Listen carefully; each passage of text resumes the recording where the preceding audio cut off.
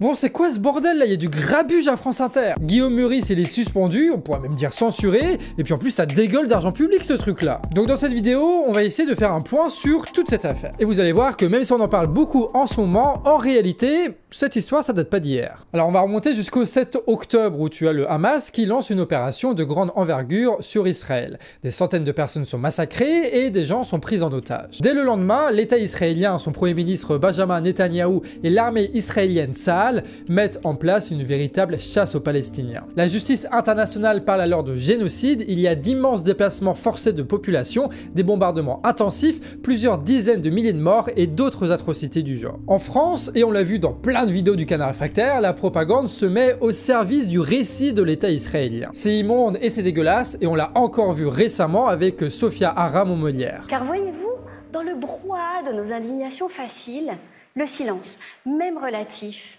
après ce 7 octobre, dans lequel 1200 Israéliens ont été massacrés, est assourdissant. Et s'il est évident que nous partageons tous ici les appels au cessez-le-feu, comment être solidaire des milliers de civils morts à Gaza sans être aussi solidaire des victimes israéliennes? Ou encore mieux avec Gabriel Attal au dîner du CRIF, s'il vous plaît. J'ai souvent eu honte ces derniers temps. Honte en entendant certains, toujours les mêmes, jusqu'à l'Assemblée nationale, trouver des excuses et relativiser le drame. Honte en écoutant certains élus de la France insoumise parler de mouvements de résistance.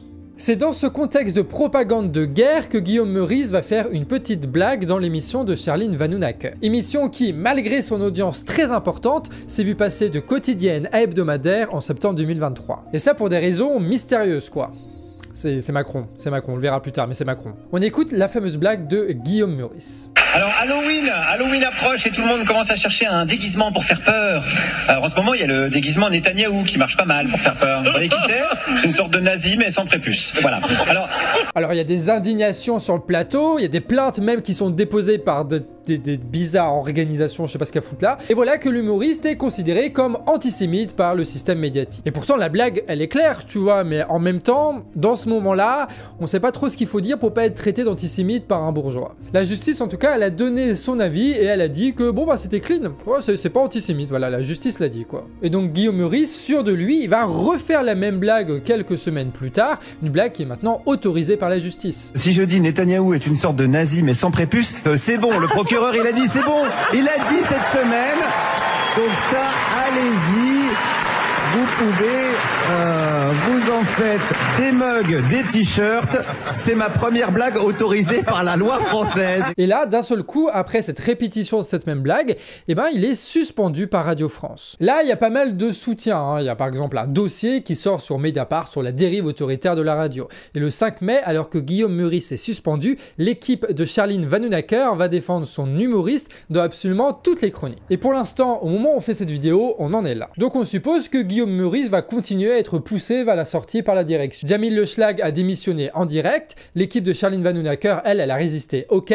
mais bon, on se doute bien que l'émission, elle va pas être là en septembre 2025, quoi. Hein. Et d'ailleurs, c'est pas la seule implication de Radio France dans ce genre d'affaires, et ça, la même semaine. Cette fois, dans cette histoire, on est début mai 2024, et on va parler de l'affaire El Moadem. Nassira El Moadem est une journaliste et présentatrice chez Arrêt-sur-Image, le média qui analyse les médias. Et Nassira, elle est aussi active sur X, hein, qui est anciennement Twitter. Le 30 avril, elle a vu une news sur RMC Sport qui racontait l'interdiction du port de casque ou de collant dans le foot amateur, soi-disant au nom de la laïcité. Et la journaliste, elle réagit en tweetant « Pays de racistes dégénérés, il n'y a pas d'autre mot, la honte ». Bon, globalement, vous me direz, c'est un tweet sur Twitter, quoi, comme il y en a beaucoup d'autres. Il y a beaucoup de ça sur Twitter, des tweets. Et en même temps, sa réaction, ça se comprend, hein. Tous les ans, à l'approche de l'été, il y a une nouvelle interdiction vestimentaire contre les musulmans, ou contre les femmes, ou contre les deux, avec les burkinis, les burkas, les abayas, ça ne s'arrête jamais. Et ce tweet, au début, tout le monde s'en fout, parce que comme je disais, c'est un tweet parmi plein d'autres tweets qu'il y a sur Twitter, quoi. Globalement, c'est ça, la fausse appurin de Twitter où il y a des tweets. Sauf qu'à un moment donné, ça a été amplifié, mis en avant par un homme qui s'appelle Jean-Marc Morandini, qui en a fait un sujet sur son émission chez Bolloré. Parce qu'on peut être suspendu à Radio France pour une vanne, mais chez Bolloré, ils sont solidaires de ce père la morale. Pour rappel, hein, le type, il est condamné pour détournement de mineurs. Voilà, et il a fait l'objet de procédures judiciaires autour de SMS dégueulasses qu'il aurait envoyés à des ados de 16 ans.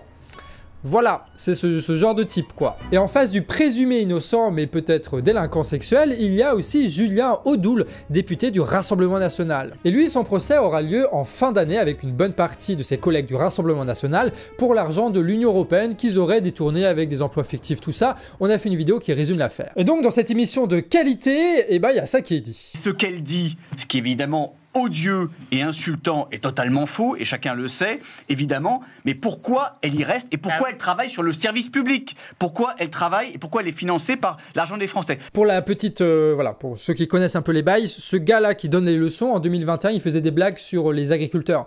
Enfin, plus spécialement sur les cordes des agriculteurs sur lesquelles ils se pendaient. Voilà. Ce genre d'humour. Après, ça peut être accentué sur... on parle toujours du bien-être animal, mais on peut parler du bien-être de l'éleveur, oui.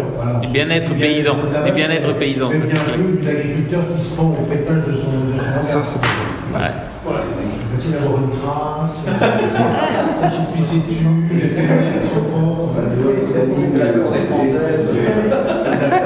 Après l'émission de Morandini et les propos d'Audoul, le harcèlement a déjà bien démarré. Et après Morandini, c'est Pascal Praud qui va reprendre exactement la même information pour en remettre une couche. Pascal Praud qui travaille donc chez CNews, qui est une autre chaîne de Bolloré. L'attaque s'est intensifiée et là, en bon psychodélique de la télé, Cyril Hanouna décide d'inviter sur son plateau Nassira El Moadem. Nassira a évidemment refusé ce guet-apens. Et s'en est suivi un échange tendu sur Twitter où Hanouna a critiqué Nassira, lui suggérant de faire carrière, tandis qu'elle lui a rappelé ses nombreux excès, ses millions d'amendes, ses agressions et même ses débuts où il soufflait dans le cul d'un chien. La question c'est est-ce que Cyril Hanouna il fait quelque chose de différent maintenant?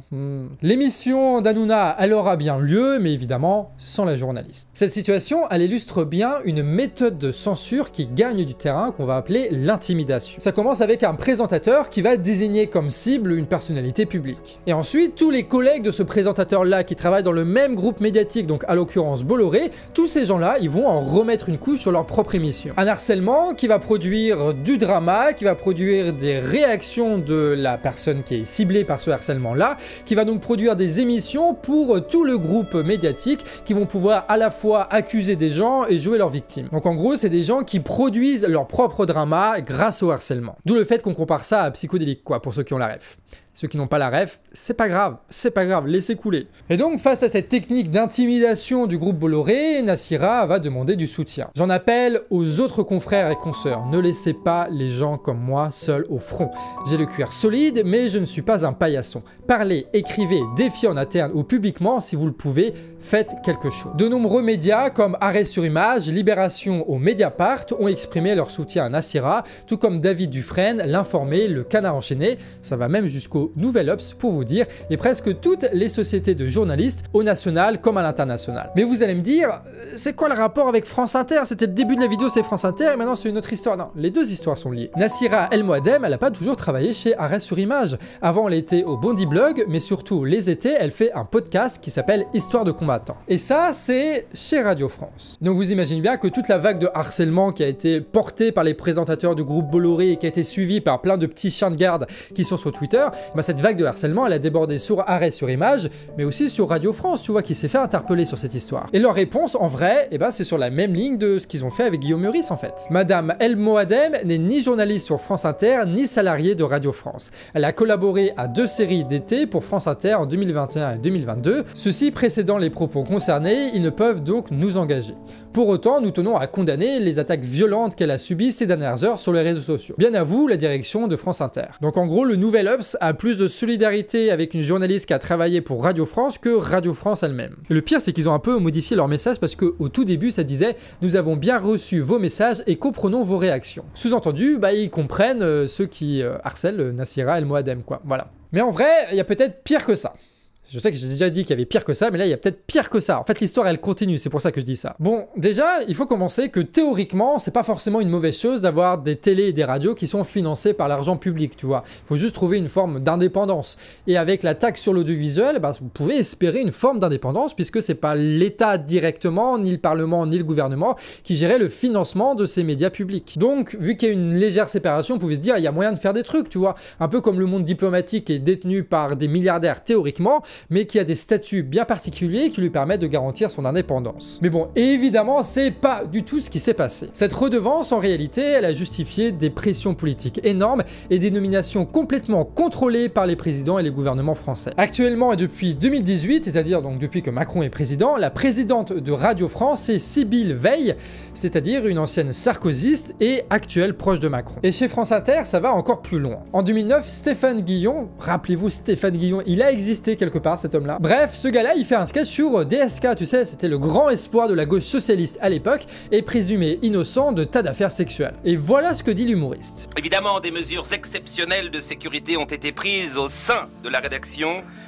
Pardon, saint est un mot que je n'ai pas le droit de prononcer aujourd'hui pour ne pas réveiller la bête. Et là, on est 2 ans avant l'histoire de la plainte du Sofitel, tu vois, qui se soldera évidemment par un non-lieu parce qu'il avait des bons avocats. Pourtant, tout le monde savait déjà ce qui se passait. Et à ce moment-là, ça ne plaît pas du tout à DSK, et déjà la direction de France Inter, assurée alors par Frédéric Schlesinger, présente ses excuses à l'homme politique. 2 ans plus tard, la direction de Radio France décide que cette tranche d'humour est trop insultante et vire Guillon et Porte, les 2 humoristes qui l'assuraient. À ce moment-là, et depuis 2009, France Inter est dirigée par Philippe Val. Et pour vous donner une ligne du type, voici 2 extraits récents qu'il a dit à la radio sur Europe 1. Et pourtant, les jeunes abandonnent les médias traditionnels dont l'audience et les recettes publicitaires sont captées par les réseaux sociaux. Or, il n'existe pas de concurrence plus déloyale et plus inacceptable. Je n'ai pas de problème avec les Juifs, mais avec l'État d'Israël. C'est la formule du nouvel antisémitisme qui tue, qui menace, qui persécute, qui viole et qui se répand à notre plus grande honte dans nos démocraties modernes. Une certaine image de l'information, comme diraient certains, puisque aujourd'hui Europe 1 est bollorisé sans aucun problème avec sa propre chronique. En 2014, il est remplacé par Laurence Bloch, dont les premières décisions concernent le reportage social. Daniel Mermet, certaines personnes se rappellent de Daniel Mermet, il avait une émission qui s'appelait Là-bas si j'y suis, qu'il a tenue à la radio de 1989 à 2014, donc 25 ans. Cette émission elle a été remplacée par une autre émission avec les mêmes producteurs qui s'appelait Comme un bruit qui court, qui parlait de mouvements sociaux. Laurent Bloch avait alors déclaré à la production de l'émission, je cite, « Ça ressemble à un track de la CGT, quand j'entends, j'éteins ». Et donc cette émission, il l'a supprimée quelques mois plus tard. En 2020, c'est Le Monde diplomatique qui parle de la division par 10 du temps consacré aux luttes sociales depuis 10 ans sur France Inter. Et depuis, autant vous dire, ça s'est pas arrangé. En 2022, la présidence de France Inter est donnée à Adèle Van Reth,